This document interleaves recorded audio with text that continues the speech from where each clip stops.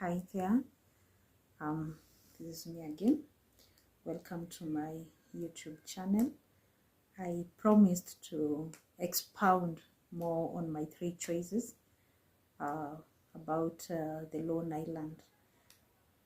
For those who are seeing this video and you probably didn't get a chance to see or to preview the previous video, I was asked recently, what are the 3 things that you'd carry in a lone island?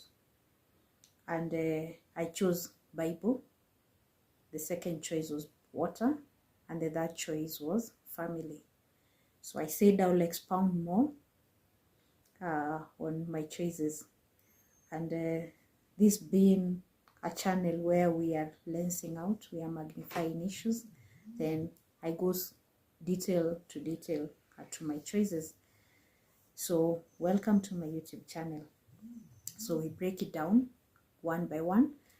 The first choice is the Bible, and probably someone will be asking, how the Bible help you? Well, in that question where I was asked the 3 things that I would take to a lone island, I narrowed it down figuratively. The lone island, I put it in a figurative kind of a way to mean a situation where you feel things have been isolated. You have been singled out. You have been isolated. In my case, of late, I've had to be in a spot or in a situation where it kind of feels like I'm isolated. Don't get me wrong. You feel that you have people around you, family, friends, neighbors, colleagues, but you feel the circumstances that you're going through, the season that you are in, you feel that you kind of feel like you are in that lone island scenario. And in this period where things seem to all taking their own course, you don't understand why things are happening the way they are. You want things to flow, but they're not flowing. You feel stuck. You feel situations are not rolling as visualized. You're making plans, but the plans are not working out. You kind of feel at that particular moment that everything else is flowing. Life is going on for everybody else, but yours feels stuck. And you have that scenario where you feel, okay, I'm in my lone island scenario. And in this period, the thing that has kept me going, kept me strong, is the scripture, the Bible. It is in circumstances that like these that you get to see a verse that reminds you that God is faithful. It is in circumstances that this you realize, and it reminds you that in all scenarios you should give joy because God has got you. He has a plan for you for prosperity and not disaster. That no matter how impossible everything looks, that there is nothing impossible to God.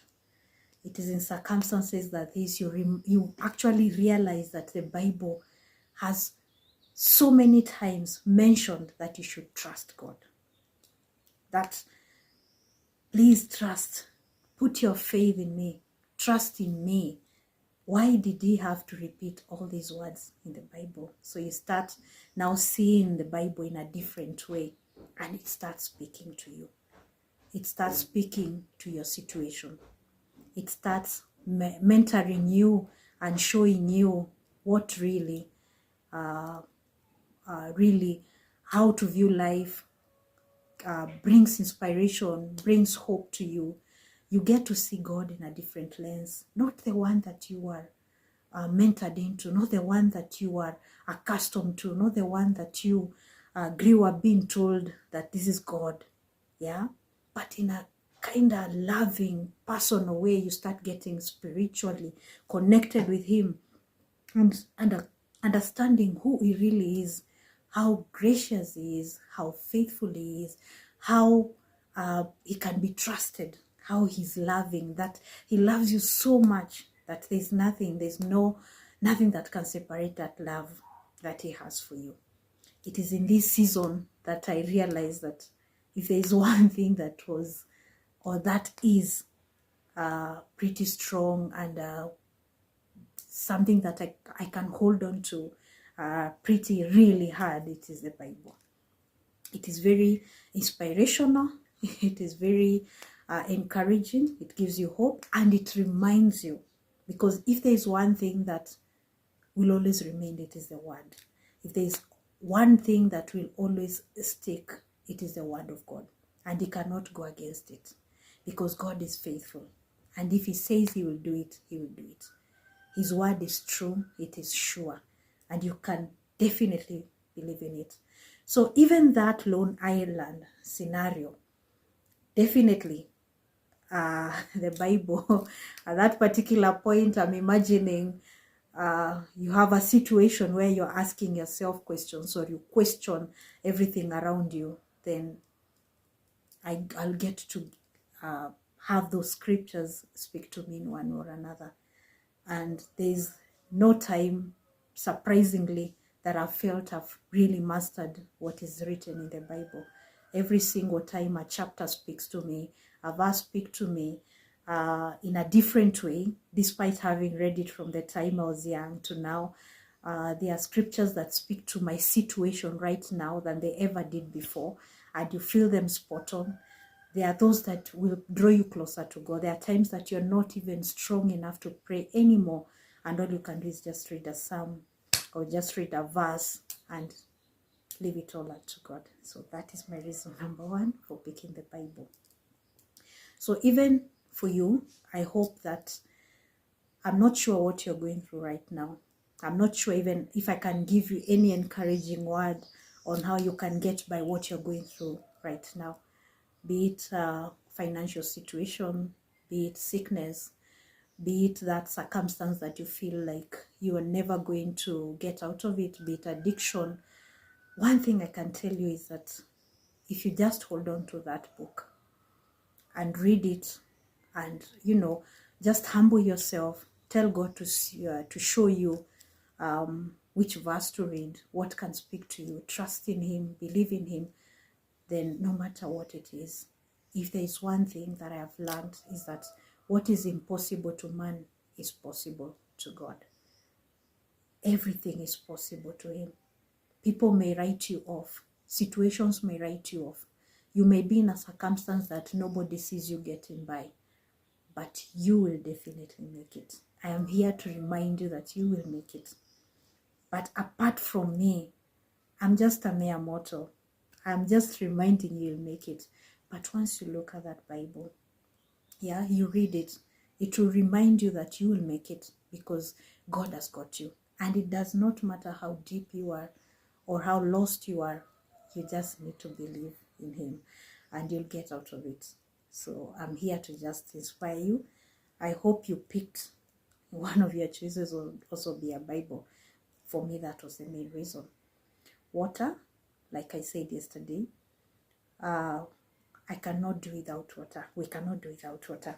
If it is a lone island scenario, definitely I'm assuming it is surrounded by seawater, and most of the seawater is salty, very salty. So I didn't even think of salt, because I'll get it on the sand, right? I didn't think of fire, because I can light it up. I can use dry sticks and make some fire. But water, fresh, clean water. How sure am I that in that island there will be springs? You need water to survive. You can actually do without food, but you cannot do without water. Okay? So water goes without saying. Definitely water is for that reason, that we need survival, that we need to survive, that you need something that will replenish you, that will bring the nourishment that you need. Okay? Then finally, family. As I mentioned earlier, when I was speaking about the Bible, of late I've been in a situation where basically feels like things are not flowing. Situations are getting from worse to worst, from bad to worse, and then to worst. In a split second, you cannot even explain what is happening. You feel like in that particular moment, you're just in your own island trying to ask questions. Moments that are trying your sanity, they're trying your patience, they're trying your faith, they are making you question everything about life, question everything that is happening, question God, question everything. I mean, what can I say? Testing your ability to persevere, you know. Then at that particular moment, you now remember, because of course there's the bit where you have to speak to yourself. Then that is where now family comes in. In my scenario, family, friends, neighbors, colleagues, acquaintances, strangers have come through for me in this, and they have played a key role at this particular lone island scenario, which I said we are looking at it in a figurative kind of way. So at that particular point where you felt I totally don't know what next, how to move forward, then that's where the family, that is where the friend, that is where the neighbor, that is where the acquaintance, that is where the colleague came through.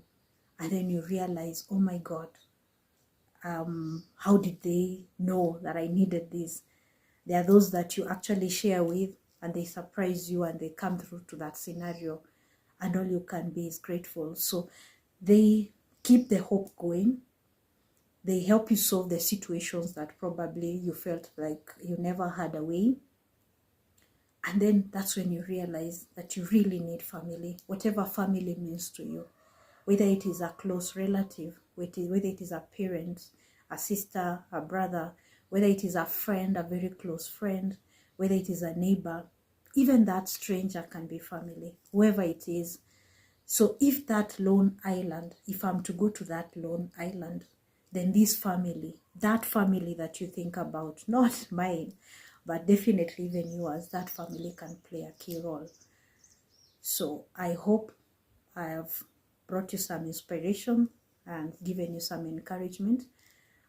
In that explanation, I've expounded my reasons because I figuratively transposed them to my current situation.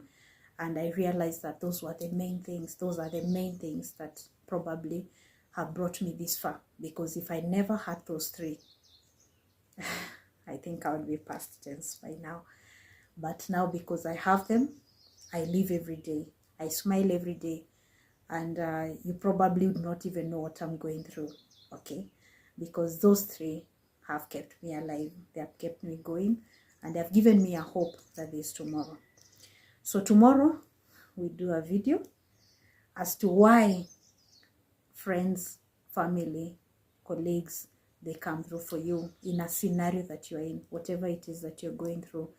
I expound on that and probably now give you some of my life experiences at why this is happening, and probably give you some tips because you really need to be inspired. Thank you for watching.